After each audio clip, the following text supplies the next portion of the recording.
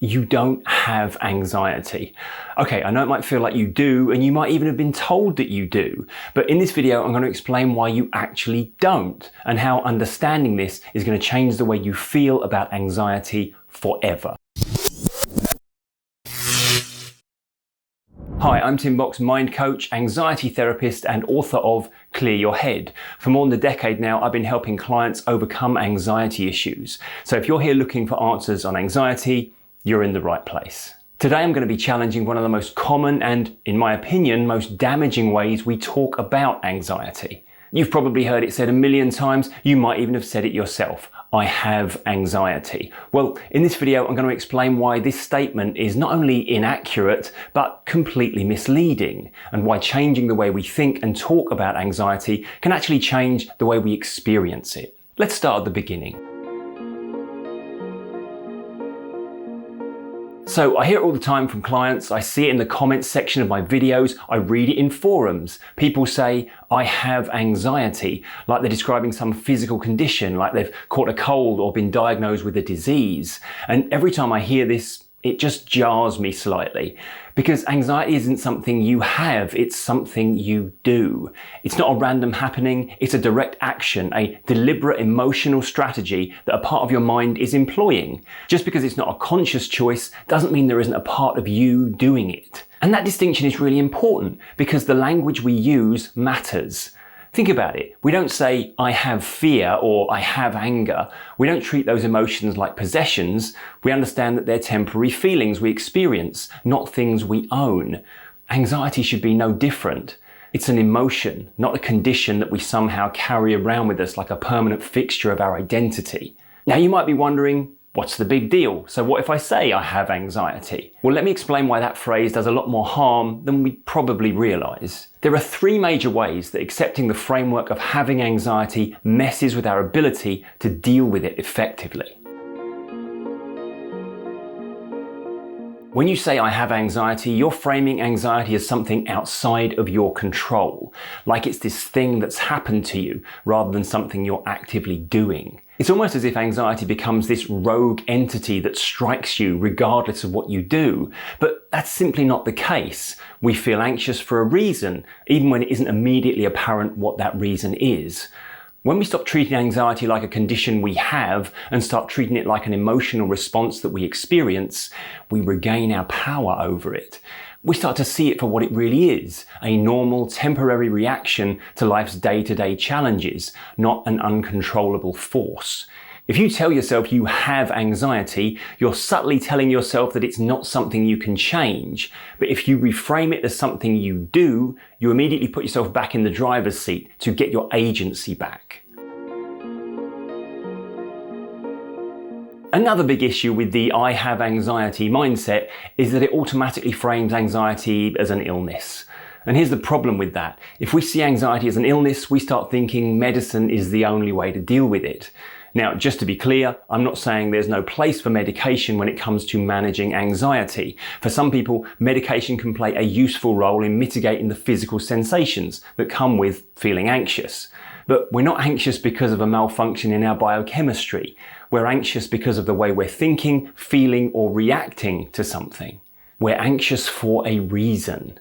By treating anxiety as an illness, we're avoiding the real issue, what's causing the anxiety in the first place.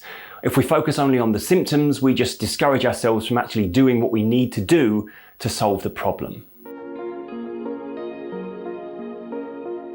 If you've been following my channel, you'll know that the second fear is one of the biggest culprits when it comes to anxiety spiraling out of control. I'll link at the end to a full video about this topic, but essentially, second fear is the anxiety about feeling anxious. It's that fear of, oh no, I'm feeling anxious, what if it gets worse? What if I can't cope? What if I'm about to have a panic attack? And here's the problem. Telling yourself you have anxiety is the quickest way to create and fuel second fear. When you believe anxiety is something you have, it feels like something that can suddenly flare up or spiral out of control at any moment. You start dreading those moments when anxiety might strike. You're not just dealing with the anxiety itself, you're dealing with your fear of anxiety. And that's where things really start to escalate. Almost all of the anxiety issues I see clients for boil down to the problem of second fear, and the simple phrase, "I have anxiety," is at the very heart of that problem. Now at this point you might be thinking, but Tim, I've been told I have an anxiety disorder. Doesn't that mean I actually do have anxiety? Well, weirdly enough, that's exactly the thinking that's causing the problem in the first place. The idea that the emotion and the disorder are two separate things, two different categories. Look, I get it. Being told you have an anxiety disorder can be overwhelming. But the truth is, this concept of disordered anxiety as opposed to normal anxiety just adds fuel to the fire. We start fearing the idea that we may at some point fall into this disordered bracket. We start worrying that we've actually got something wrong with us, and that fear alone can be enough to spiral our anxiety out of control. Here's what I want you to understand. Anxiety disorders aren't some genetic or biochemical issue that make your anxiety fundamentally different from normal anxiety. The term anxiety disorder is just a way of describing how you currently think and feel. It's not something that's wrong with you, it's just where your emotional responses are right now. But when we do the work to get back in control of how our mind is reacting to things, then our responses will no longer fall into that category. And the bottom line here is that we don't need to get a diagnosis before we start looking after our mental health. And in many cases, getting that diagnosis without fully understanding was the major reason that caused us to feel more anxious. So what's the takeaway here? It's simple. Correct your language, but most importantly, correct your thinking. Stop thinking of anxiety as something you have. Stop framing it as a condition that's out of your control or a disorder that means you're damaged or broken. Anxiety is a normal human emotion, and the more we can start treating it that way, the less power it has over us. So instead of saying, "I have anxiety," instead maybe just say, "I'm feeling anxious right now." Instead of framing the way you feel as some permanently disordered state, simply describe it to yourself and others as exactly what it is, a natural and temporary emotional response. The simple truth is anxiety always passes. So it's not something you have, possess, or carry with you. It's just one of your emotions. It's just the way you feel. Once we stop fiercely holding on to it like a possession or an affliction, you'll be surprised how much less frequent and intense those anxious feelings become. I really hope this video has been of help. Let me know in the comments if you found this one useful. Please give it a thumbs up, subscribe to the channel for more content like this, and most importantly, share this video so that others can get the help they need.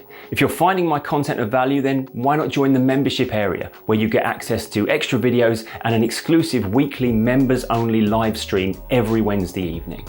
Thanks for watching. I'm Tim Box. Always remember, be kind to your mind. I'll see you next time.